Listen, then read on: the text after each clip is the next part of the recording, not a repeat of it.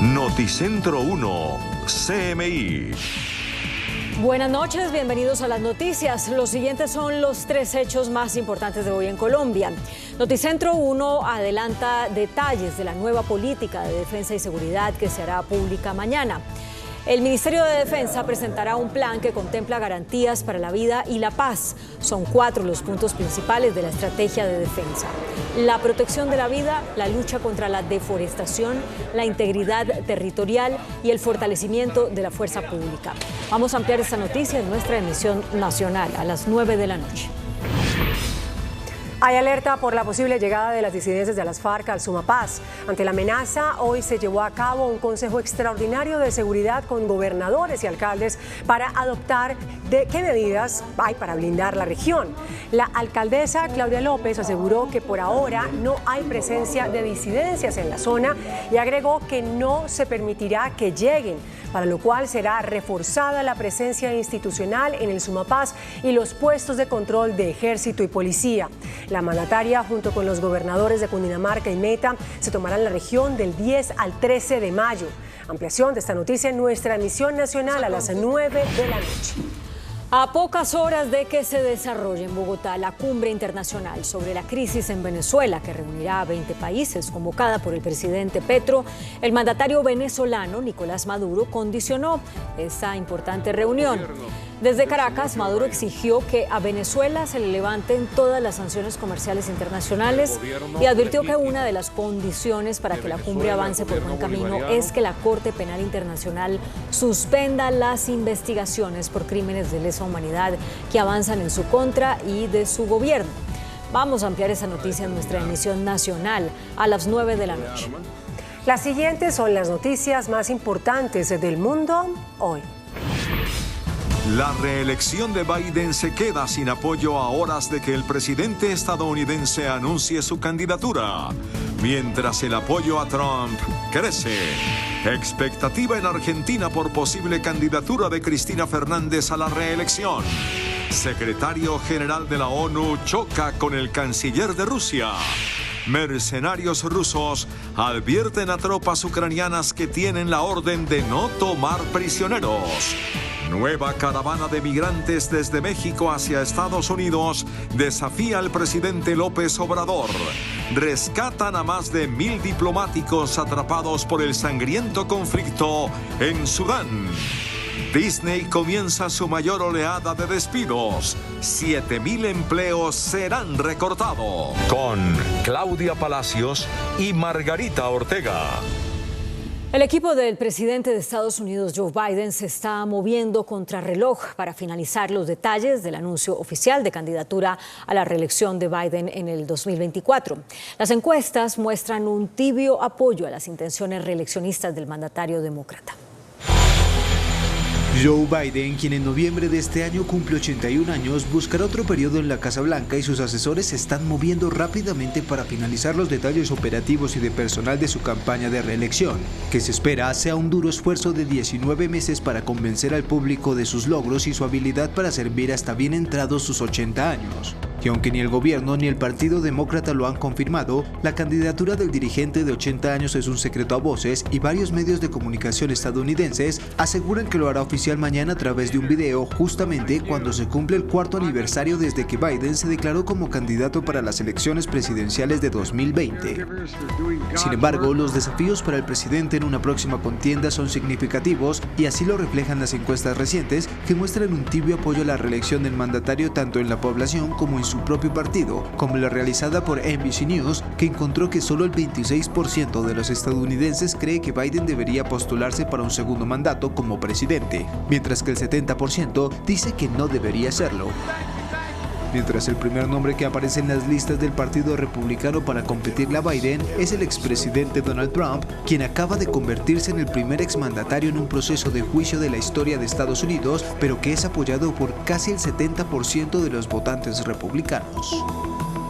Tras la renuncia de Alberto Fernández a la reelección de los próximos comicios presidenciales en Argentina, Cristina Fernández de Kirchner se perfila como la posible candidata pese a estar condenada.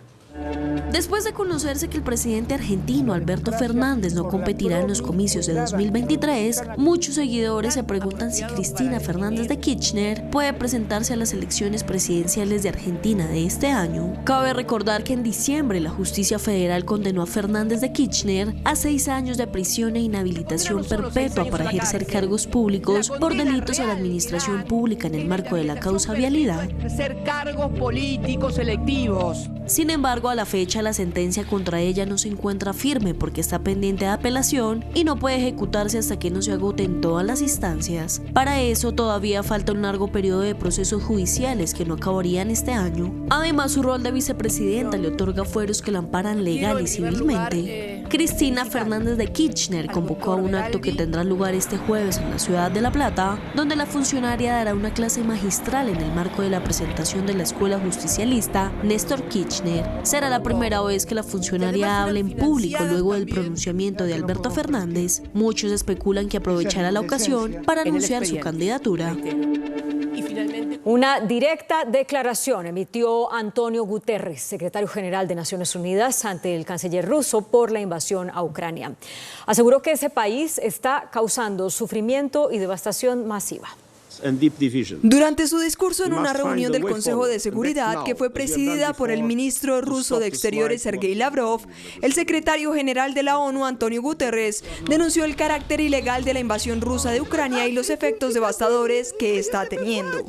Russia's invasion of Ukraine, in violation of the United Nations Charter and international law, is causing massive suffering and devastation to the country and its people.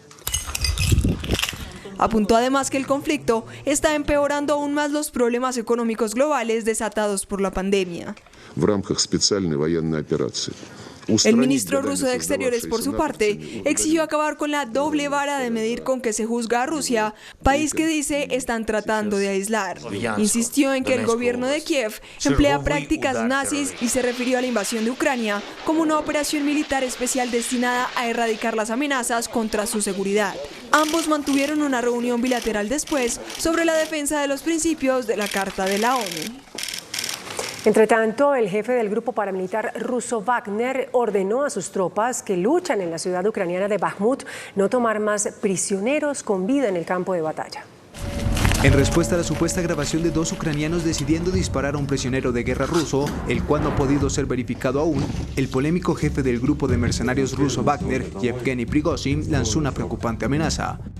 El líder de este grupo de paramilitares al servicio de Rusia en la invasión ordenó a sus tropas que luchan en el este de la ciudad ucraniana de Bakhmut no tomar más prisioneros ucranianos, advirtiendo que no quiere infringir el derecho internacional que lo obliga a cuidar a los cautivos.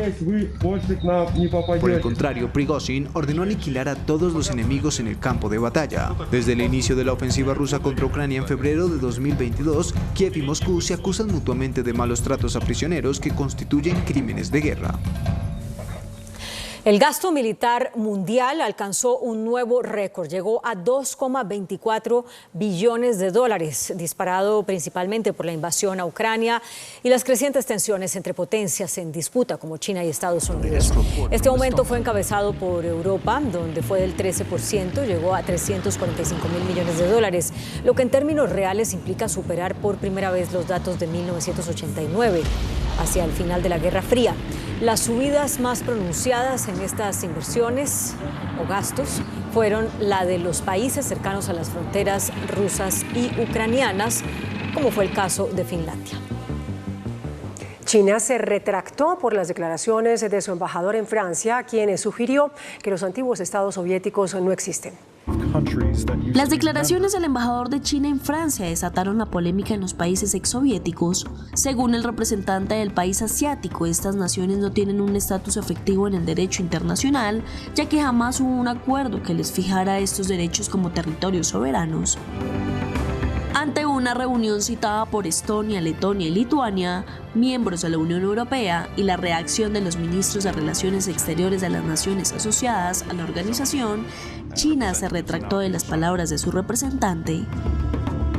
El Ministerio de Relaciones Exteriores de China se apresuró a minimizar las declaraciones que ocasionaron la polémica, expresando que respetan la soberanía, independencia e integridad territorial de todas las naciones. Una caravana de migrantes se dirige a la capital mexicana para protestar y exigir justicia por la muerte de 40 personas en un centro migratorio en Ciudad Juárez. La caravana, conformada por unos 3.000 migrantes de Centroamérica, Venezuela, Colombia y Haití principalmente, partió a primera hora de Tapachula, en la frontera con Guatemala, con destino a la Ciudad de México. Los migrantes piden el cierre de estos establecimientos y condenas para los responsables de las muertes. Estados Unidos anunció un alto el fuego de 72 horas en Sudán, justo cuando una mega operación de rescate permitió sacar del país africano a más de 1.000 diplomáticos por temor a más combates. El secretario de Estado estadounidense Anthony Blinken dijo que los enfrentados generales sudaneses acordaron un alto el fuego de 3 días desde el martes tras nuevos intentos frustrados de hacer una pausa en el conflicto. Mientras el éxodo masivo en bus y aviones militares de extranjeros continuaba este lunes en Sudán, sacudido por feroces combates entre el ejército y un grupo paramilitar que han dejado cientos de muertos. Las explosiones y los disparos no han dejado de resonar desde hace 10 días en la capital sudanesa Jartum y otras zonas del país africano. Pero las capitales extranjeras lograron negociar con los dos beligerantes la evacuación de su personal diplomático y ciudadanos. En total, se evacuó a más de 1.000 ciudadanos de la Unión Europea. Estados Unidos evacuó a su personal diplomático menos de 100 personas. China, importante socio comercial de Sudán, también evacuó a un primer contingente de chinos del país africano. Todos ellos huyendo de la guerra civil. El presentador estrella de la cadena Fox News, Tucker Carlson, dejará esa influyente cadena de televisión estadounidense, o ya la dejó, días después de que el medio llegara a un millonario acuerdo judicial debido a un caso de difamación. Y aunque Fox aseguró que acordó separar sus caminos con el presentador, el hecho de que Carlson no tuviera la oportunidad de despedirse de sus fieles espectadores ni alcanzar a dar señales de que estaba a punto de dejar su trabajo en su última emisión del pasado viernes, hace pensar que no se trató de una ruptura amistosa. El Centro de Tratamiento e Investigación sobre Cáncer en Colombia adquirió un robot que ayudará en procedimientos de última tecnología contra la enfermedad. La Fundación sin ánimo de lucro dedicada a la atención integral y a la investigación sobre cáncer en Colombia y la región, CETIC, adquirió un nuevo robot de última generación llamado Da Vinci. Con la incorporación de este nuevo robot están llevando la capacidad de ofrecer cirugías de alta precisión con menos invasión en el proceso quirúrgico. Da Vinci es un robot esclavo que obedece al cirujano a la vez que aumenta su capacidad para operar con precisión y destreza, reduciendo el temblor y proporcionando una visión excepcionalmente clara de la anatomía del paciente. La consola se conecta a un potente ordenador que es el cerebro del robot, que proyecta en una pantalla lo que el cirujano está viendo y haciendo y que permite que los ayudantes puedan interactuar con el cirujano durante la intervención. El programa de cirugía robótica se aplicará en especialidades oncológicas como urología, tórax, sistema digestivo, ginecología, cabeza y cuello.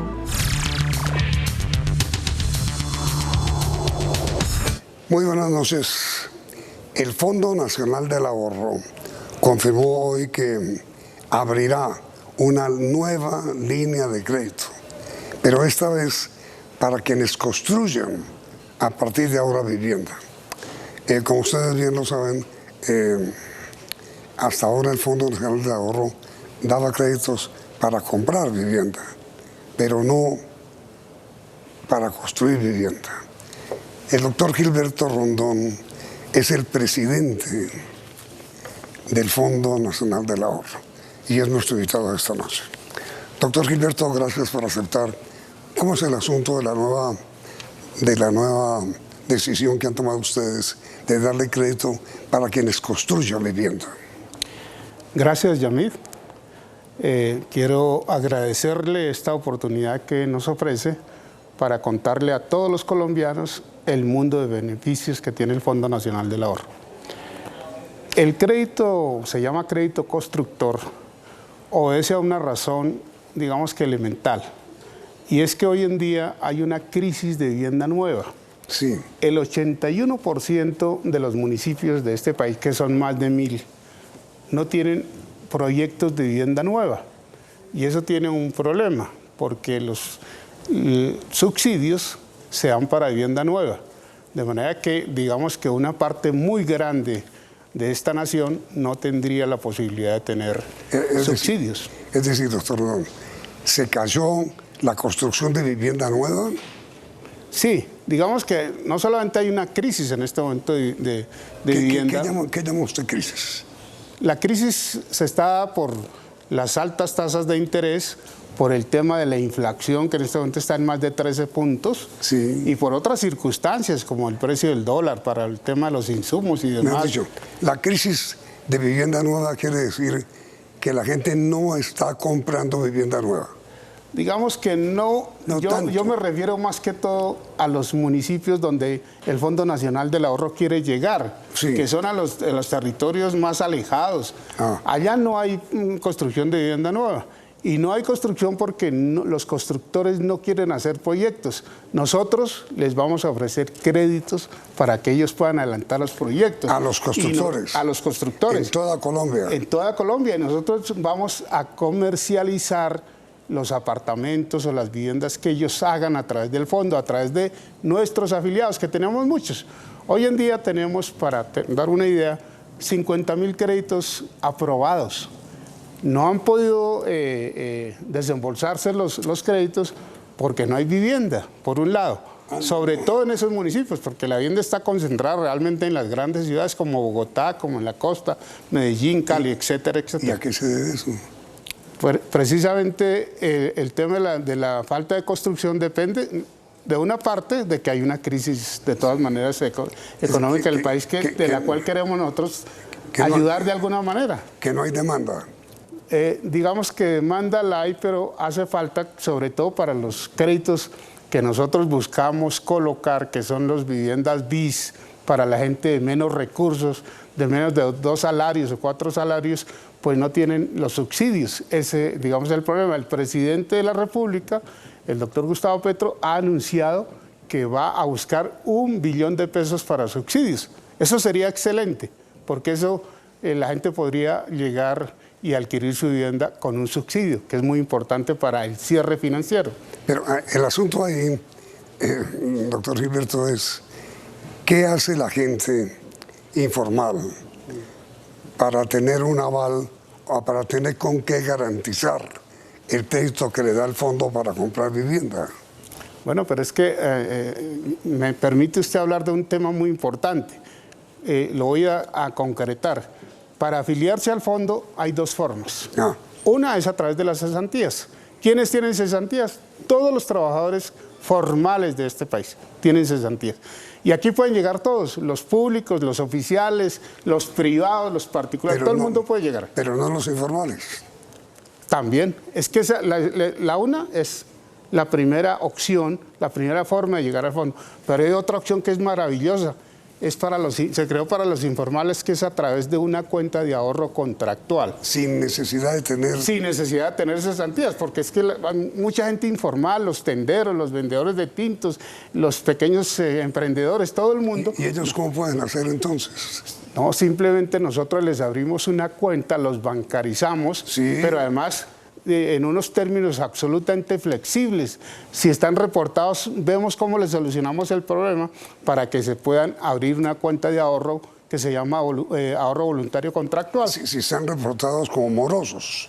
Pueden estar reportados como morosos en alguna entidad por alguna razón, o en Movistar, en algún tema de esos. Eso se puede Nosotros lo tratamos de arreglar porque se trata es de ayudar a que esas personas puedan adquirir una vivienda, puedan cumplir lo que ya dije, el sueño de tener vivienda propia. Entonces les abrimos una cuenta, ellos se comprometen mínimo 100.000 pesos mensuales a consignar, mínimo 100.000 pesos mensuales.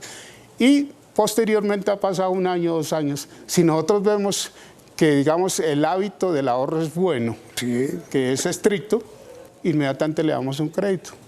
Esa es la situación. Y además de pero no le entendí. Una persona con un salario mínimo hoy, o sin salario, sí, con ingresos informales, ¿cómo es que para obtener un crédito para vivienda en el fondo? Claro, porque es que si una persona ahorra Sí, digamos cumplidamente. Lo primero que tiene que hacer es una cuenta de ahorros. Una cuenta de ahorros. Entonces ahorra cumplidamente. En el fondo. Y el fondo lo que busca no es cuántos dinero va a ahorrar, sino cuál es el hábito de ahorrar, porque si el hábito de ahorrar es muy bueno, igualmente así será el hábito para pagar. Entonces nosotros con un tiempo que ya tenga ahí le podemos hacer un crédito, por supuesto, una vivienda de interés prioritario, una vivienda de acuerdo también a su capacidad que pueda demostrar de pago. Si una persona paga determinada cantidad de dinero en arriendo, puede utilizar ese dinero hoy, el que paga en arriendo, para tener la ayuda del fondo, ahorrar lo que ahorra en el fondo y tener ahí el crédito. Pero por supuesto, es que hay una cosa que es absolutamente atractiva, Yamid, y es que hoy las tasas de interés están altas, han bajado un poco, pero están bastante altas. 14. El Fondo Nacional del Ahorro tiene la tasa más competitiva, la tasa más barata del mercado. En este momento está a partir del 7.5% efectivo anual. A partir de ahí viene la tasa, y hay unas tasas mejores, por ejemplo, para los jóvenes, para madres cabezas de familia y otras cosas, otros beneficios. ¿Cuánto es la tasa para un joven? Para un joven es del 6.8% hacia arriba. ¿Y qué llama usted joven? ¿De qué edad queda? De 18 a 28, de 18 a 28 años. ¿Se le puede prestar al 6%? Se le puede prestar al 6.8%. ¿Y con qué avala? No, con el mismo inmueble. Él compra un apartamento y lo tiene que hipotecar porque esa es la garantía. Pero nosotros lo que le damos es la oportunidad de adquirir fácilmente un crédito que se lo podemos dar a 30 años. Con todos esos beneficios a 30 años, de manera que un joven hoy en día, y eso hago un llamado pues a los jóvenes, primero para que si no tienen cesantías, ahorren. Hay que tener el hábito del ahorro, porque si tienen el hábito del ahorro pueden conseguir un apartamento pronto. Nosotros hace poco llevamos al fondo un joven de 21 años que ya tiene su apartamento a través del ahorro. Entonces esa es una situación bastante llamativa y bastante atractiva porque tiene muchos beneficios y además le prestamos hasta el 90% del crédito, porque normalmente se presta el 70%, nosotros prestamos hasta el 80%, pero para jóvenes... ¿Hasta el 80 o hasta el 90? A los jóvenes hasta el 90%. ¿Y a los demás hasta el 80? Hasta el 80%. ¿Y de dónde sale el otro 10%? De los subsidios. ¿Que también los del fondo? De los subsidios, no, el fondo no, los subsidios los da el gobierno nacional. ¿Y cómo se hace? Pues el gobierno nacional tiene unas políticas de vivienda que las maneja el Ministerio de Vivienda. En la Junta de hoy, con la ministra, que es la que preside la Junta nuestra. ¿La ministra de Vivienda? La ministra de Vivienda, ella está trabajando mucho con el presidente para buscar la financiación de los subsidios. El presidente ha dicho que va a conseguir $1 billón. Que con eso sí se puede... Para dar el subsidio. Para dar un subsidio que se llama Mi Casa Ya, porque los subsidios son subsidios nacionales. Hay otros subsidios que también pueden concurrir, que son los de los territorios, por ejemplo, las alcaldías o las gobernaciones, o las cajas de compensación familiar también tienen subsidios. Entonces pueden realmente concurrir todos los subsidios para poder hacer el cierre financiero. Eso realmente es bien interesante y es bueno que los colombianos entiendan qué es lo que está pasando en el Fondo Nacional del Ahorro. ¿Y por qué, doctor Gilberto, la Cámara Colombiana de la Construcción, Camacol, se queja de que ha caído la venta de vivienda?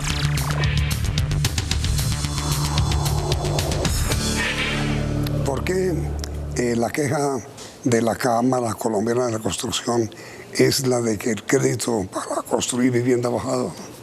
Bueno, lo primero es por las tasas de interés, pero ahí es donde está la alternativa del Fondo Nacional del Ahorro. Las tasas de interés, como ya lo dije, son absolutamente competitivas. Vuelvo a repetirlo, 7.5 efectivo anual, y obviamente, sin hacer ningún tipo de comparaciones, el otro sector, el sector financiero, tiene unas tasas muy altas, que van del 14 hacia arriba, 21%. Yo creo que ese es uno de los puntos por los cuales la gente no accede en este momento a vivienda. Lo otro que dice es que no hay construcción de vivienda nueva. En las grandes ciudades sí hay construcción de vivienda nueva. Nosotros lo que buscamos realmente es que esa construcción de vivienda nueva también sea en los pequeños municipios, los municipios más alejados, los rincones más apartados, que haya construcción de vivienda nueva para nosotros poder tramitar los créditos. Claro está, nosotros también prestamos el Fondo Nacional del Ahorro para vivienda usada. Entre otras cosas, crédito para vivienda nueva, usada, mejoramiento de vivienda, crédito para construcción en lote propio. Cuando las familias tienen un lote y quieren construir, nosotros le prestamos para que puedan construir su lote. Entonces yo creo que el tema de la crisis de vivienda obedece a las altas tasas de interés y por supuesto hay otros factores que pueden tener que ver con esa crisis que se está llevando a cabo actualmente. Pero digamos, en ciudades como Bogotá, como Medellín, como Barranquilla, las grandes ciudades del país, no hay ese problema. No, sí, de alguna manera sí lo hay. Y en realidad lo que tiene que ver con el fondo tiene que ver con el tema de los subsidios. El gobierno anterior ya no dejó dinero para subsidios y hasta ahora se está buscando. El presidente Gustavo Petro colocó 100.000 millones de pesos para subsidios, pero eso no alcanza. Nosotros, como le decía anteriormente, tenemos 50.000 créditos aprobados, listos para desembolsar, pero no hay los subsidios. Entonces, esperamos que el gobierno, a través del Ministerio de Vivienda, pueda lograr captar esos o reunir esos dineros para que pueda dar los subsidios y de esa manera la gente pueda acceder al desembolso de los créditos. ¿Y ustedes en el fondo cuántos depósitos tienen para dar en crédito? Actualmente, hoy, tenemos 4 billones de pesos. 4 billones. Billones de pesos para dar en crédito. Entonces, por eso estamos agradeciendo la oportunidad que nos ofrece para decirle a los colombianos, vengan al fondo, hágalo a través de las cesantías o a través de una cuenta de ahorros y nosotros le prestamos porque está el dinero suficiente. De otro lado, también como hablamos al comienzo, tenemos el dinero para prestarle a los constructores. En fin. Claro, obviamente con unas garantías y todo lo demás, para que ellos puedan construir proyectos de vivienda, ojalá en otros municipios. ¿Cómo es eso del crédito a los constructores, que es una nueva fórmula, no? Sí, señor. ¿Cuándo comienza? Yo creo que eso en unos 2 o 3 meses tenemos ya listo el crédito para el constructor. Obviamente es como un crédito, todos los constructores para hacer una obra van a un banco y allá fijan las garantías y todo lo demás. Nosotros hacemos lo mismo, solo que los intereses también serán más baratos, porque las tasas de intereses nuestras sí están por debajo de cualquier tasa de interés. ¿De cuánto serán las tasas para los constructores? Pues en este momento están haciendo el modelo, elaborando el modelo, pero digamos que no podría arriesgarme a dar un dato porque están trabajando en el modelo de crédito. Pero digo, menores que... Son menores. Que el sector privado. Con toda seguridad, porque es que aquí en el fondo, a mí me preguntan, bueno, pero ¿cómo así que ustedes captan cesantías y pagan unos rendimientos altísimos de las cesantías? Por eso la gente no quiere sacar las cesantías del fondo. Se le paga hoy en día el 13%, no se le cobra administración, ni retiro, ni nada por el estilo. Entonces son muy bien remuneradas las cesantías. Entonces me preguntan, ¿y por qué razón el Fondo Nacional paga las cesantías y otorga los créditos a una tasa de interés muy baja? Claro, la razón es elemental. La razón es que el Fondo del Ahorro, el Fondo Nacional del Ahorro, todos los bancos para prestar se fondean normalmente el Banco de la República o del sector bancario. Nosotros no tenemos el dinero ahí porque es el dinero de nuestros afiliados. Sí. Entonces nos podemos, como se dice coloquialmente, dar el lujo de tener unas tasas preferenciales muy buenas en referencia con los otros créditos. Y a ver, hombre, ¿qué debe hacer una persona que no tiene hoy, que no esté en nómina para tener un crédito? Mire, la otra fórmula que ya le manifesté es que el que no esté en nómina, porque no es un trabajador formal. En Colombia hay casi 2 millones de trabajadores que tienen prestación de servicios profesionales, por decir algo, contratos de 20 millones, de 15 millones, etcétera, pero no reciben cesantías. Hay otros que reciben un salario integral, entonces tampoco reciben cesantías. Todos ellos los invitamos a cargar en una cuenta de ahorros. Claro, el informal, vendedor de tintos o vendedor de minutos, que ya eso no se usa, el informal ahorrará menos. Pero lo indispensable es abrir la cuenta de ahorros. Claro, porque esa es la manera de vinculación de los colombianos que no tienen cesantías al fondo. Y esa es la manera como nosotros le hacemos los créditos, a través de esas cuentas que, como le comenté, es un éxito que hemos tenido porque en este momento los ahorradores informales tienen en el fondo 1.050.000.000.000 de pesos. ¿Billón? 1.050.000.000.000 de pesos, lo cual quiere decir que resulta muy atractivo y es que en realidad lo es, porque es una manera de llegar y conseguir una vivienda, un inmueble, de una forma muy fácil, sin mayores problemas, porque además hay que decir una cosa, Yamil, el Fondo Nacional del Ahorro es el único fondo que presta directamente para los créditos. Ningún otro fondo lo puede hacer, tiene que acudir a una entidad financiera distinta. Nosotros sí, sencillamente usted coloca sus cesantías o hace ahorro y nosotros de manera directa le tramitamos su crédito. Sin necesidad de tocar sus cesantías. Sin necesidad de tocar sus cesantías, porque es que el crédito es aparte, lo que necesitamos es que esté afiliado. Y como hay dos maneras, pues tiene que tener las cesantías. Pero hay personas que tienen sus cesantías allá, pero que normalmente las van sacando porque las requieren para otra cosa, por ejemplo, para educación. Es decir, la propuesta suya es, abran una cuenta en el fondo de ahorro. En el fondo de ahorro. Entonces, y automáticamente tienen derecho a un crédito. Solo hay una cosa, tienen que demostrar que tienen un hábito de ahorro. Por eso se llama ahorro voluntario contractual. Yo me comprometo con el fondo a ahorrar 200.000 pesos mensuales. Y yo lo tengo que cumplir. Si yo no lo cumplo, entonces está demostrando que no tiene capacidad. Pero ¿ahorrar durante cuánto tiempo?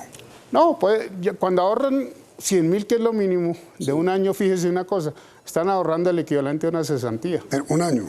Un año. Ahorran porque cuando una persona trabaja con un salario mínimo durante un año, la cesantía equivale a un salario mínimo. Eso es lo que le consignan los patronos el 14 de febrero de todos los años a las personas que ganan un salario mínimo. Si consigna eso, tiene derecho al crédito. Tiene derecho a un crédito. Subsidiado por el Estado. Digamos no subsidiado, pues subsidiado a través de los subsidios. Sí. Pero eso es, digamos, un poco aparte. No, lo que falta, digo. Lo que falta, sí, lo que falta. Pero lo atractivo de esto es que se le puede dar un crédito a largo plazo, a 30 años, y mire lo que ha ocurrido. Nosotros hemos hecho simulaciones y resulta que una persona con un crédito a 30 años paga menos de lo que paga en arriendo. Claro. La cuota es menor a lo que paga en arriendo. Entonces, eso es una cosa absolutamente atractiva para todo el mundo, para que vengan y hagan sus créditos. ¿Se requiere no ser propietario? No necesariamente, porque es que una persona puede tomar una segunda vivienda, por ejemplo. Una segunda vivienda. Hay que tener en cuenta también aquí que nosotros no solamente le prestamos a los de menores ingresos, que es nuestro mayor fuerte, ¿no?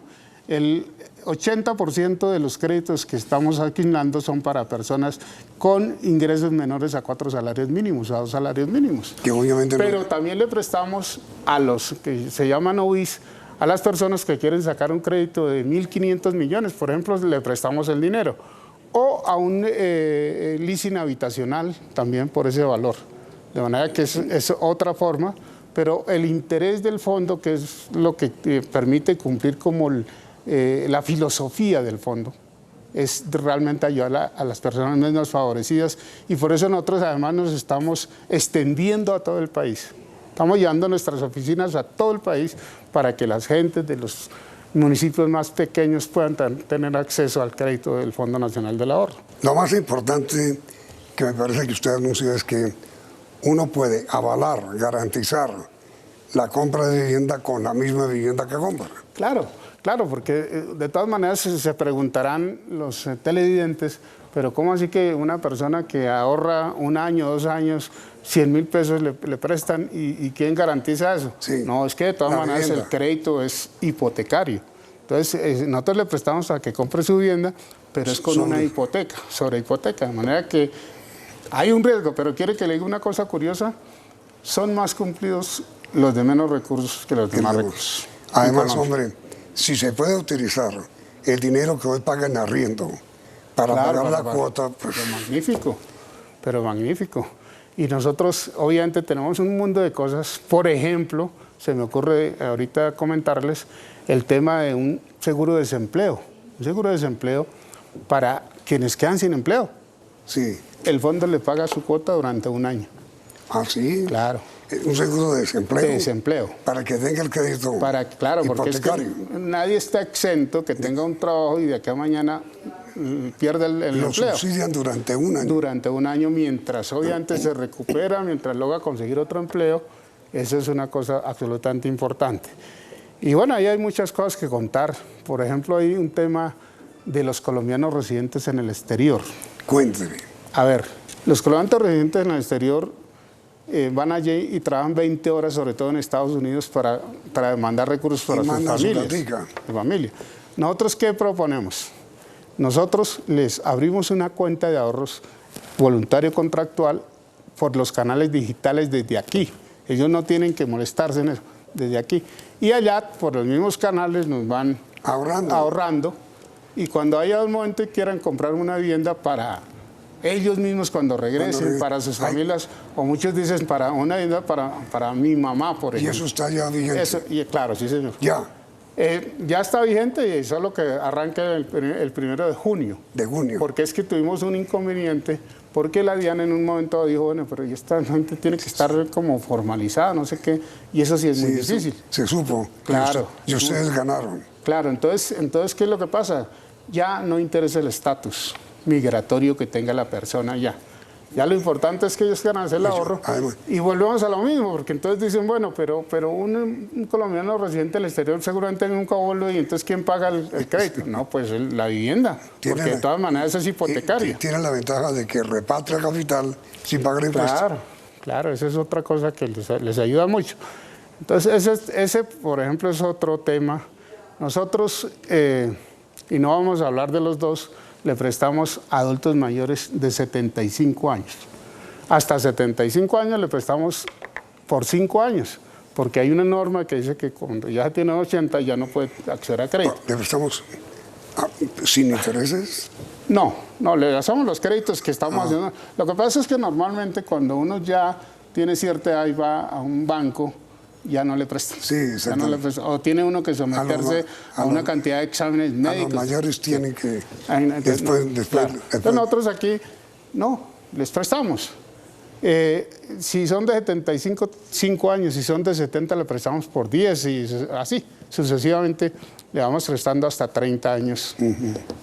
Ese es un tema bien interesante porque no le ponemos ese problema que le colocan en otros lados. Pues doctor Rondón, mil felicitaciones por las novedades y ojalá siga usted con esas ideas de beneficio para la compra de vivienda propia.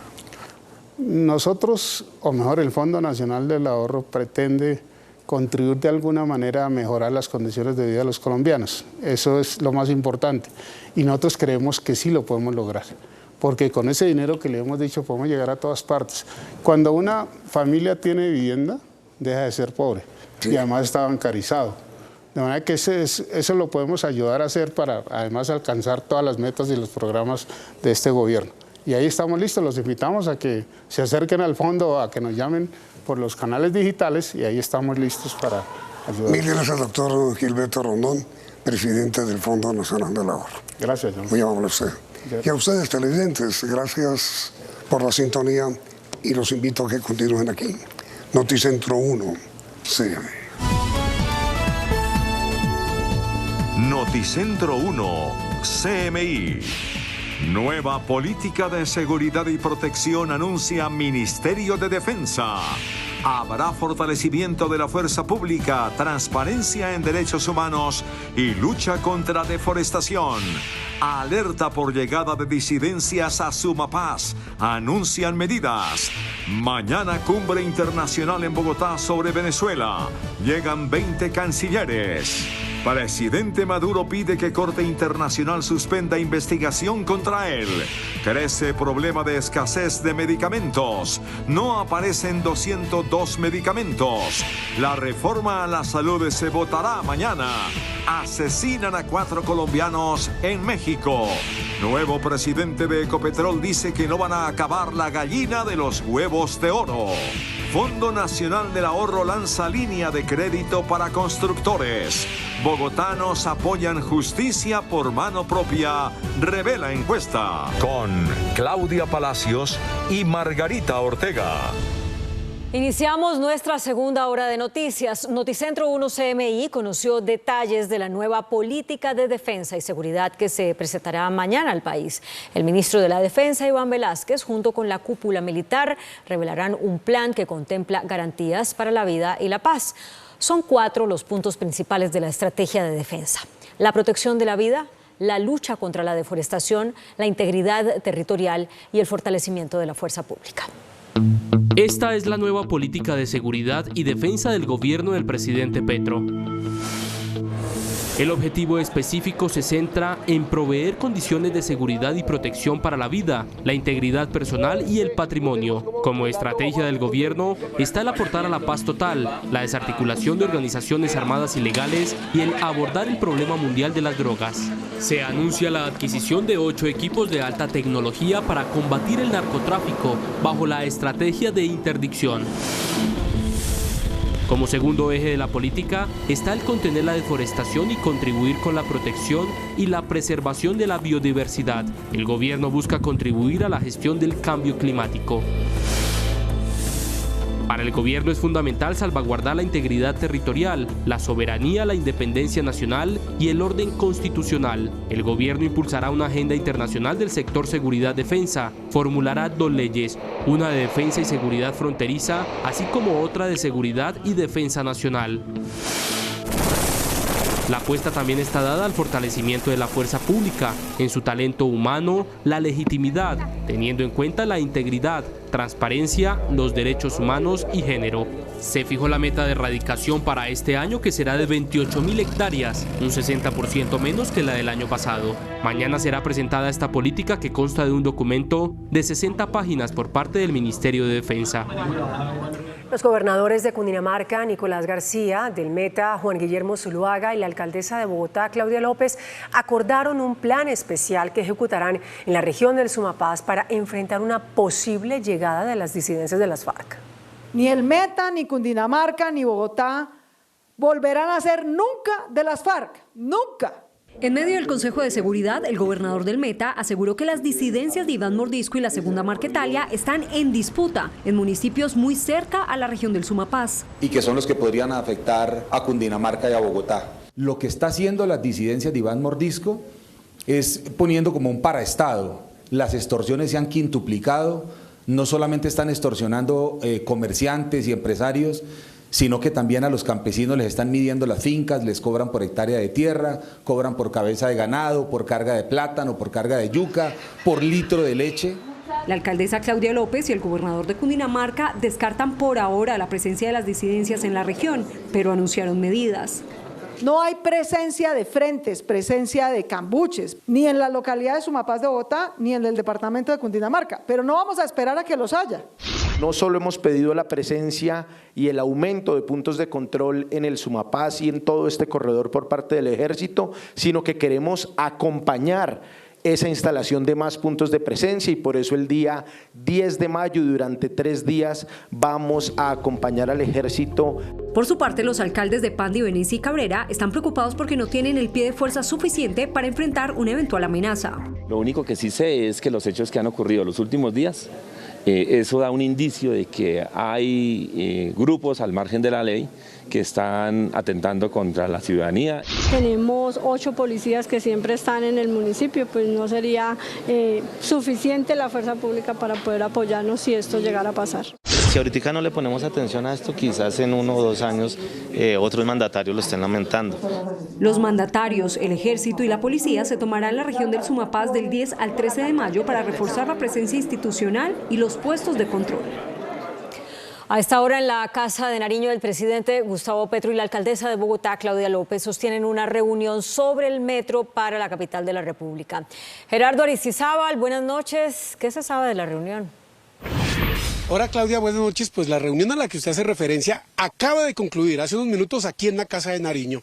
Por parte del Gobierno Nacional estuvieron el presidente Gustavo Petro, el ministro de Hacienda José Antonio Campo, el ministro de Transporte Guillermo Reyes, la viceministra de Infraestructura, Clemencia García, lo mismo que el director del IDU, William Camargo. Por parte del Distrito Capital, la alcaldesa Claudia López, el director de la empresa Metro, o gerente de la empresa Metro, Leonidas Narváez, el secretario jurídico de la alcaldía, William Mendieta. Ni la Presidencia de la República ni la Alcaldía de Bogotá han hecho pronunciamiento alguno sobre lo tratado en esta reunión clave para el metro de la capital de la República. Recordemos que la semana pasada el Gobierno Nacional ya expidió la contragarantía de cofinanciación del 70% para este sistema de transporte masivo en Bogotá y que la alcaldía está preocupada porque el consorcio chino no ha entregado a tiempo los estudios y tiene un atraso del viaducto de este metro en la capital de la República. Por el momento, esta es toda la información, Claudia. Desde la Casa de Nariño, Gerardo Aristizábal, Noticentro 1, CMI. Gracias, Gerardo, le recibo. Y en pocas horas, 20 cancilleres de diferentes países se reunirán en Bogotá para buscar una salida a la situación de Venezuela. El encuentro se llevará a cabo en el Palacio de San Carlos, sede de la Cancillería. Conferencia Internacional sobre el Proceso Político en Venezuela. Así se denomina esta cumbre que se llevará a cabo este martes en la capital colombiana. ¿Cuál será la metodología? El presidente Petro hace un pronunciamiento público, después se entra a una sesión reservada y al final habrá un pronunciamiento que refleje lo que sucedió durante todo el día. Entre los países invitados están los 3 delegados de Estados Unidos, también Alemania, Chile, Brasil, entre otros. Se trata de una reunión con países nomás, eso fue lo que se acordó desde un comienzo. Ni representantes de la oposición venezolana ni el gobierno de ese país harán parte del encuentro. 20 países que están ahí participando, países de la Unión Europea, de América Latina, evidentemente de América del Norte, y que sí, Estados Unidos juega un papel importante, pero que el concierto sea mucho más amplio, que haya más países involucrados en el proceso, le da más fortaleza, da más incentivo y da más garantía hacia el futuro, porque ninguna solución en Venezuela va a ser a largo plazo si no está garantizado el futuro. Los representantes de la oposición se reunieron este sábado con el gobierno colombiano. Concordamos que debe haber una elección libre en Venezuela y que eso también a la par debe haber se vayan desarmando las sanciones en Venezuela. Creo que son indivisibles. Nosotros estamos preparados para avanzar. Hemos estado preparados, no nos hemos parado de la mesa nunca. Quien se paró fue Maduro, pero creo que hay que cambiar la lógica de la presión alentar a Maduro a avanzar. Líderes de la oposición venezolana se han reunido ya con algunos delegados asistentes al encuentro y mañana se darían otras reuniones por fuera de la conferencia. Por su parte, el presidente de Venezuela, Nicolás Maduro, condicionó la reactivación de la mesa de negociación con la oposición, suspendida desde noviembre. Pide a Estados Unidos y a Europa levantar las sanciones que pesan en su país, en su contra. Horas antes de la conferencia internacional sobre el proceso político en Venezuela, que se realizará en Bogotá y que busca destrabar las conversaciones entre el gobierno y la oposición venezolana, el presidente Nicolás Maduro condicionó el diálogo al levantamiento de sanciones contra su país. No aceptamos menos de esa conferencia de Bogotá, el levantamiento de todas las sanciones para que Venezuela tenga la libertad comercial, la libertad financiera, la libertad económica de su actividad normal, para poder recuperar todo lo que hay que recuperar en lo económico, en lo productivo, en lo social, para que se acabe el chantaje, la coerción, la coacción, la agresión permanente. Por su parte, el presidente de la Asamblea Nacional de Venezuela, Jorge Rodríguez, explicó los puntos que llevará la administración a la cumbre. Entre ellos destaca la suspensión de la investigación en la CPI por crímenes de lesa humanidad en Venezuela. El oro de Venezuela que está ilegalmente retenido en Inglaterra, los dineros que están en bancos europeos, las utilidades de Citgo tienen que ser devueltas por completo a quienes pertenecen, que es al pueblo de Venezuela. En tercer lugar, que las políticas de lawfare, las políticas de ataque a través de aventuras en tribunales de Estados Unidos o a través de la Corte Penal Internacional se detenga porque afecta directamente a nuestros líderes más importantes. Para la conferencia se espera la asistencia de unos 20 cancilleres o representantes internacionales que conduzcan a la reactivación del diálogo en México, estancado desde noviembre pasado, para llegar a un acuerdo que incluya elecciones libres y el levantamiento progresivo de sanciones. Se hundió la moción de censura contra el canciller Álvaro Leiva. Con 108 votos en contra y 13 a favor, la plenaria de la Cámara de Representantes negó la moción contra el canciller, promovida por su inasistencia a 9 citaciones de control político en el Congreso. Un juez condenó a 29 años de cárcel a 2 integrantes de las disidencias de las FARC, implicados en un atentado en el aeropuerto de Cúcuta. Los 2 hombres aceptaron su participación en la planeación del ataque y en la instalación de artefactos explosivos que causaron la muerte a 2 policías en el 2021. Es que al retirar los artefactos explosivos Más de 3 días completan los fuertes combates en zona rural de Buenaventura, en el Valle del Cauca, entre el ELN y las disidencias de las FARC. Decenas de familias se han visto obligadas a abandonar sus territorios. No cesan los combates entre la guerrilla del ELN y las disidencias de las FARC en zona rural de la vereda Bocas de Mallorquín, en Buenaventura, Valle del Cauca. Los enfrentamientos entre el ELN y la columna móvil Jaime Martínez de las disidencias FARC provocaron el desplazamiento de unas 266 personas. Ha hecho que las comunidades del río Mallorquín, precisamente Bocas de Mallorquín, se hayan desplazado al casco urbano de Buenaventura. Entre los afectados hay 111 mujeres y 107 niños, cifras de la Defensoría del Pueblo. Esto hizo que la Defensoría del Pueblo llamara a los primeros respondientes, al Distrito de Buenaventura, Secretaría de Gobierno, Secretaría de Convivencia, para que inmediatamente se activara la ayuda humanitaria. Las 2 guerrillas se enfrentan por el control del territorio y las rentas ilegales derivadas del narcotráfico desde el 2018. El llamado del gobierno ha sido que paren sus acciones, ya que no son muestras reales de querer avanzar en un proceso de paz. Se instaló oficialmente el mecanismo de veeduría, monitoreo y verificación temporal del cese del fuego entre el gobierno y el llamado Estado Central de las FARC, la disidencia. El gobierno también anunció de forma oficial que en mayo se instalará la nueva mesa de conversaciones con las disidencias lideradas por Iván Mordisco. Pese a inconvenientes de última hora, se logró la instalación de este mecanismo, en el que estarán la Oficina de Paz, el Ministerio de Defensa, la Fuerza Pública e integrantes de las disidencias. Contará con el apoyo de la OEA, la ONU y la Iglesia Católica. El gobierno confirmó que la mesa de conversaciones de paz entre el Gobierno Nacional y el Estado Mayor Central de las FARC se instalará formalmente el próximo mes de mayo y estarán presentes 5 integrantes de las disidencias, para los cuales se pidió levantar las órdenes de captura. Ante la dura realidad para hacer efectiva la implementación del Acuerdo de Paz de La Habana, el gobierno anunció que revisará el marco de implementación de los acuerdos suscritos entre el Estado y las FARC. Así quedó planteado por el director de la Agencia de Renovación del Territorio, Raúl Delgado. Don César Rosero es un cultivador de hoja de coca de Argelia en el Cauca. Vino hasta el Bordo Cauca a hacer escuchar la voz de los campesinos que viven una dura crisis por el bajo precio de la hoja de coca y la no compra de este producto en las regiones. Ya llevamos con vamos para 3 gobiernos y nosotros todavía no nos han cumplido, digamos, con una tercera parte de los proyectos del PENIS. Para don César, hoy la prioridad es la seguridad en los territorios. Que nos garantice la seguridad y luego que baje un poco el costo de la vida.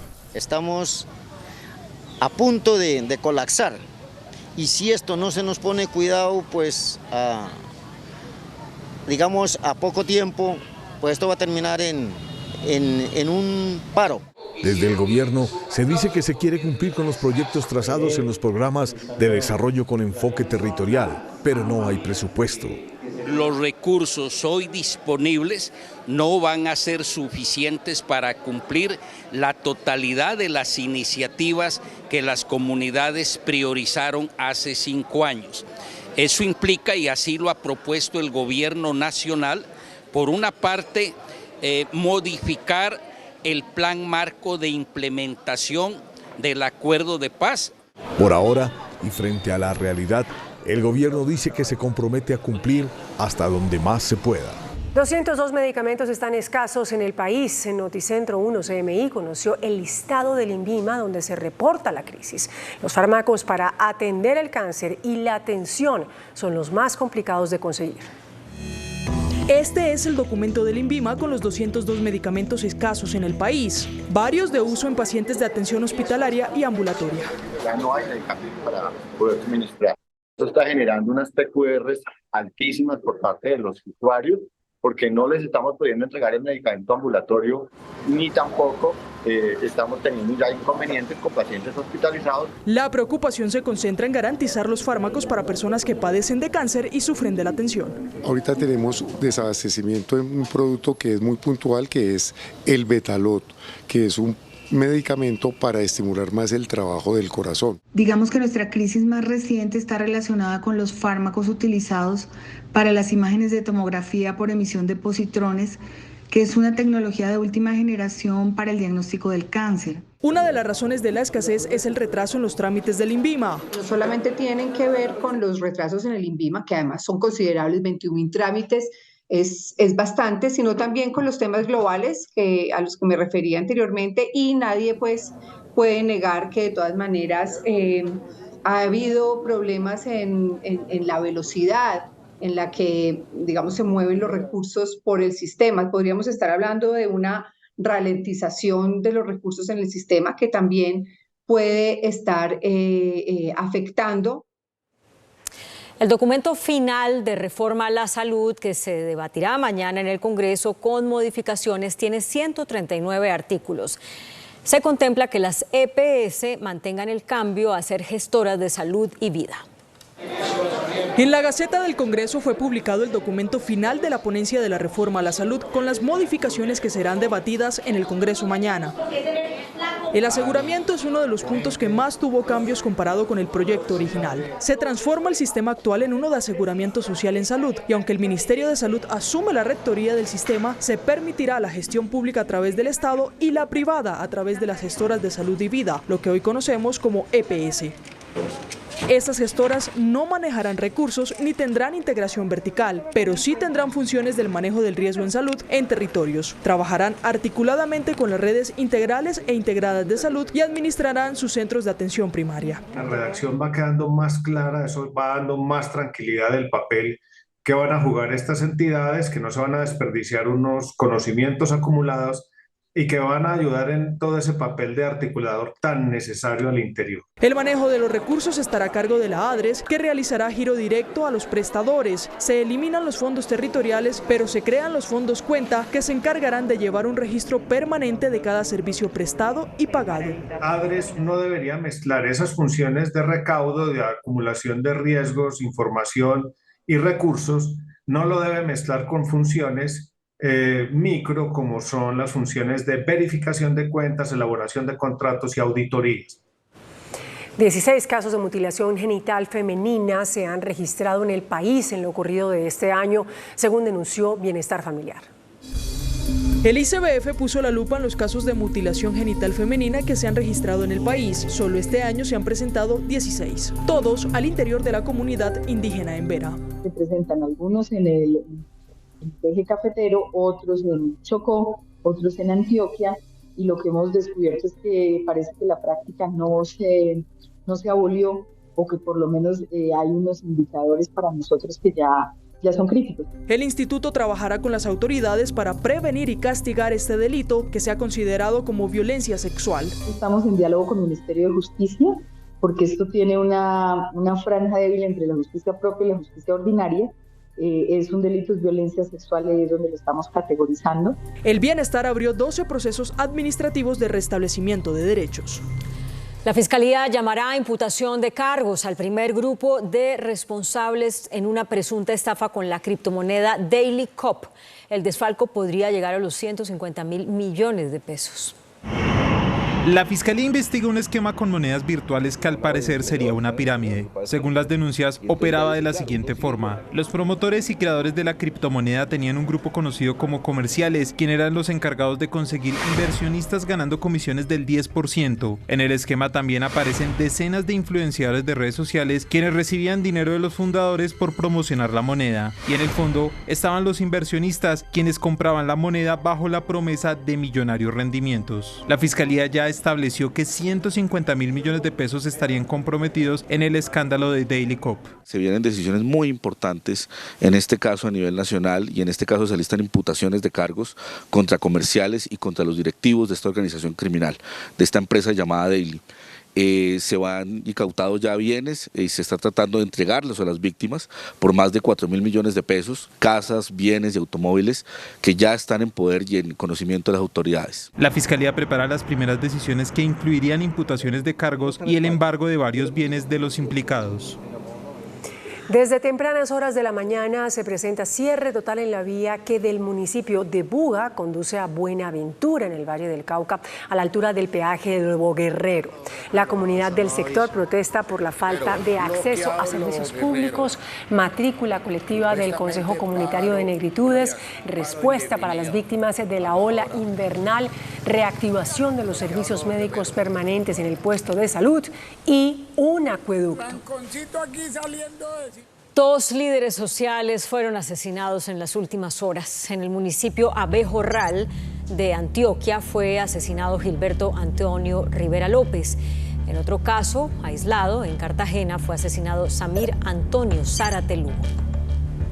En el municipio de Curumaní, en Cesar, fue secuestrado el ganadero Heriberto Urbina. El ganadero fue abordado por hombres armados que lo subieron a su vehículo y emprendieron la huida mientras la víctima se encontraba en una estación de servicio. La policía y el Ejército Nacional desplegaron operativos de control en los municipios del centro del Cesar para lograr el rescate del ganadero y determinar quiénes son los responsables. Y la Procuraduría le pidió a la Corporación Autónoma Regional de Cundinamarca que realice una audiencia pública sobre los impactos del relleno sanitario Doña Juana en Bogotá. En la audiencia se abordarían quejas que han llegado sobre presuntos incumplimientos de las obligaciones ambientales de parte del operador del relleno, el consorcio CGR Doña Juana. México, 4 personas de una familia de colombianos fueron asesinadas mientras se movilizaban por una carretera de Zacatecas. Hace unas horas, sobre una carretera en el municipio de Villa de Cos, en Zacatecas, México, una familia colombiana fue masacrada mientras se movilizaba en una camioneta. El hecho de violencia dejó como resultado 4 personas muertas, al parecer oriundas de La Guajira, y en el lugar también quedaron 2 menores de edad vivas. Este fue el testimonio de uno de sus familiares en Colombia. En el día de ayer, en las horas de la tarde, recibimos una llamada de la embajada colombiana en México, donde nos manifestó que probablemente mi hermana había sido víctima de un atentado en la frontera que va de México hacia Estados Unidos. Sin embargo, no nos confirmaron el nombre, sino que manifestaron que habían 4 muertos y que en ese vehículo iban 8 personas. Según los reportes preliminares, la situación parece ser extraña, ya que según el testimonio de varios testigos, una vez los criminales lograron que el carro frenara con los pasajeros asesinados, estos huyeron del lugar. El nuevo presidente de Ecopetrol, Ricardo Roa, anunció los ejes estratégicos para el fortalecimiento de la compañía. Después del 11 de abril de su designación, Ricardo Roa asumió este lunes funciones como presidente de Ecopetrol. El directivo plantea ejes estratégicos para el fortalecimiento de la compañía y avanzar en la política de transición energética. No vamos a matar la gallina de los huevos de oro, vamos a cuidarla, pero en adelante vamos a gestionar y a procurar mejores prácticas. Sobre los contratos, el presidente Roa afirmó que se tiene un buen número de proyectos a desarrollar y resaltó la importancia de la empresa en los ingresos que genera para el Estado. Las petroleras, todas tenemos un amplio rango sin nuevos contratos de exploración para ser más competitivos. En esos contratos tenemos que ser más exitosos y con lo que hay tener que buscar y ser más eficientes en la búsqueda de petroleras. Se buscará mejorar la producción para llegar al 1.000.000 de barriles, mejorando el modelo de recobro y eficiencia en la operación. En la medida en que seamos nuestras metas de reducción de costos, nuestras metas de eficiencia, de mayor relación en lo que he mencionado, de poder tener más barriles día de crudo. En cuanto al fracking, dijo que se actuará bajo la ley colombiana. En el entendido en que los desarrollos tecnológicos futuros permitieran, sin afectación, sin gran impacto en el ecosistema, en los recursos hídricos, habría una posibilidad para repensarlo. Por ahora, en las actuales condiciones la decisión de política del gobierno es no fracking y nos allanaremos a esa decisión. Finalmente, sobre la adquisición de monómeros, señaló que es un tema de revisión. El presidente del Fondo Nacional del Ahorro, Gilberto Rondón, anunció una línea de crédito para los constructores de Colombia. El anuncio fue hecho por el presidente de la entidad con el objetivo de estimular la construcción en Colombia, que viene cayendo por efectos del encarecimiento de las materias primas. Además, el alza en las tasas de interés también viene afectando al sector. Es justamente que se hagan proyectos de vivienda nueva en muchos municipios. Queremos llegar a todos los municipios del país y para eso les vamos a hacer un crédito para que ellos puedan adelantar o desarrollar su vivienda. Por otro lado, anunció un programa de crédito para los jóvenes con el fin de que adquieran vivienda propia. El Banco Interamericano de Desarrollo expresó su respaldo a las reformas pensional y laboral que surten trámite en el Congreso de la República. Luego de una reunión entre representantes del Banco Interamericano de Desarrollo y la ministra de Trabajo, Gloria Inés Ramírez, se anunció el apoyo de la organización a las reformas laboral y pensional presentadas por el gobierno en el Congreso de la República. Desde el Banco Interamericano de Desarrollo estamos siempre en la mejor disposición para acompañar sobre todo el debate. A través de este video, Kelvin Suero, representante del banco, afirmó que acompañan los esfuerzos del país de avanzar en la generación de empleo. La ministra de Trabajo resaltó que están buscando instrumentos junto a esa organización para fortalecer la empleabilidad en los territorios. El presidente de Cotelco, José Andrés Duarte, reportó una disminución en las cifras de ocupación hotelera en el primer trimestre del año. Los gremios del sector turismo pidieron medidas urgentes al gobierno nacional tras la caída que han venido teniendo los indicadores durante el primer trimestre del año. Por ejemplo, en el sector aéreo las frecuencias semanales cayeron en un 14%. También se presenta una reducción en la ocupación hotelera en al menos 11 ciudades del país. Estamos viendo caídas del 19%, del 8%, del 7% y eso realmente es sensible. Las zonas más afectadas son San Andrés, Sincelejo, Santa Marta y Montería. En vilo está el empleo de cerca de 5.000 trabajadores de Viva Air debido a que no se retoma aún la operación de la aerolínea. Para los trabajadores de Viva Air, solo el regreso de operaciones puede garantizar el empleo de los más de 5.000 trabajadores que hacen parte de la empresa. Una operación que para ellos está sujeta a una decisión positiva sobre la integración de la aerolínea con Avianca. Pero particularmente los trabajadores, sería muy importante para ellos que en esta semana las autoridades de la Aeronáutica Civil le den decida estos recursos para llevar tranquilidad a estos trabajadores y sus familias, desde luego. Son más de 380 trabajadores los que han renunciado debido a la incertidumbre en la que está la empresa. En Viva, 1.250 trabajadores directos cuando se apagó la compañía.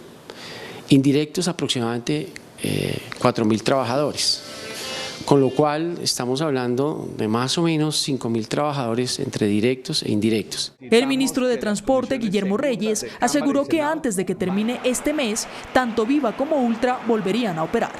La Procuraduría le hizo un llamado a la Aeronáutica Civil, pues considera que siguen retrasando las respuestas en el proceso de integración solicitado por Avianca y Viva Air. Advierte la Procuraduría que la culminación del proceso de integración de las aerolíneas Viva y Avianca se está retrasando injustificadamente debido a que la Aerocivil está recibiendo conceptos de terceros que no deberían tener voz en ese proceso.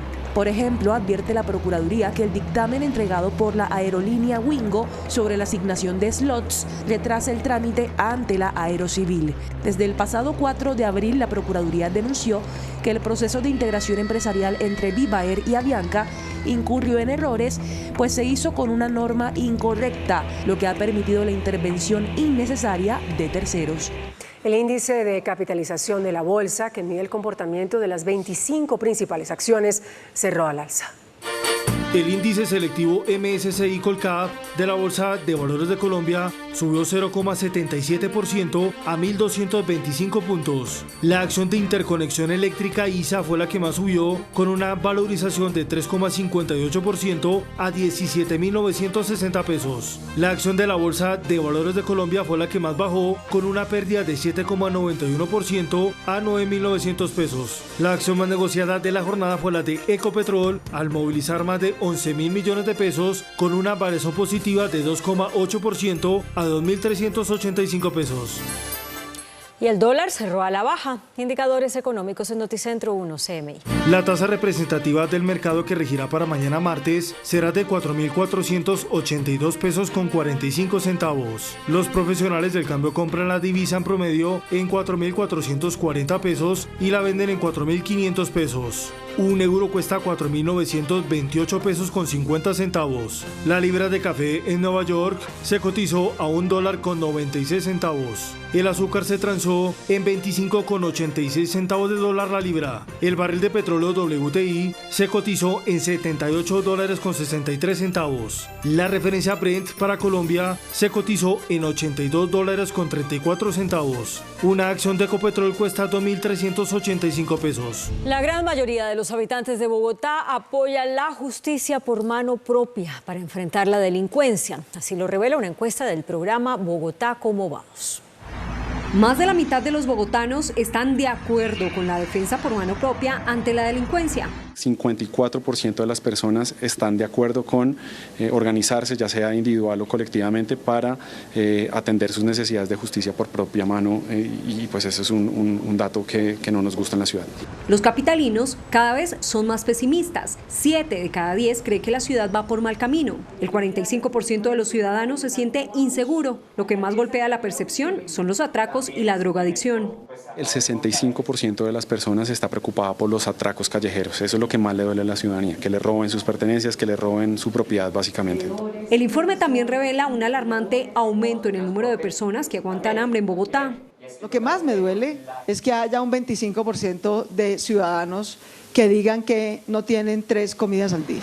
En movilidad llama la atención que el 56% ahora se demora más en llegar a sus destinos. La percepción sobre la gestión de la alcaldesa mejoró, pasó del 18 al 33%. Tras una insólita decisión judicial, una máquina de bomberos en Barranquilla lleva 2 meses parada y no puede prestar los servicios en caso de un incendio. Así, sin poder salir a la atención de emergencias, cumple 60 días la máquina número 35 del Cuerpo de Bomberos de Barranquilla. Permanece estacionada en los patios del organismo de socorro a la espera de que se levante la inusual medida judicial que ordenó su inmovilización tras la muerte de un mototaxista en un accidente de tránsito. La máquina estaba detenida atendiendo un incendio, estaba completamente, los bomberos estaban en ese momento procediendo a apagar el incendio y la moto, porque fue un accidente en moto, se estrelló con la máquina. La audiencia en la que se levantaría la inmovilización de la máquina de bomberos fue programada para finales de junio, pero la Secretaría de Gobierno pidió que se adelantara. La Contraloría General denunció que 240.000 menores de edad no están recibiendo las raciones del Plan de Alimentación Escolar. Los casos más críticos, dice la Contraloría, están en Buenaventura, con 45.000 estudiantes afectados, y Yopal, con poco más de 15.000. Los dos municipios llevan todo el año sin brindar la alimentación a los estudiantes de los colegios públicos. La ciudadanía, la comunidad educativa de Buenaventura están indignados, están molestos. La Unidad de Alimentos para Aprender informa que en ambas ciudades el PAE se ha retrasado por inconvenientes en la contratación, que esperan sean superados esta semana. Sobre Yopal ya hay un proceso licitatorio adjudicado.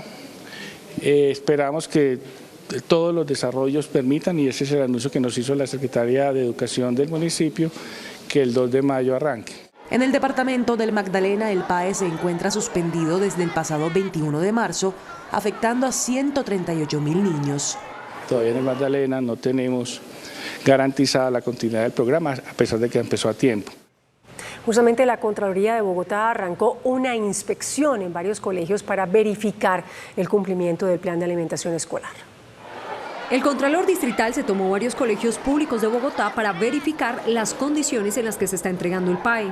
Verificamos que cumplan con todos los estándares de proteína y los estándares de calidad. El organismo de control inició las visitas sorpresa, atendiendo algunas denuncias por alimentos no aptos para el consumo o entregados por fuera de los horarios. Todo lo que reunamos serán insumos para unas auditorías que practicaremos en el segundo semestre del año. Se visitaron 27 instituciones. El PAE en la capital tiene un presupuesto que supera los 500.000 millones de pesos.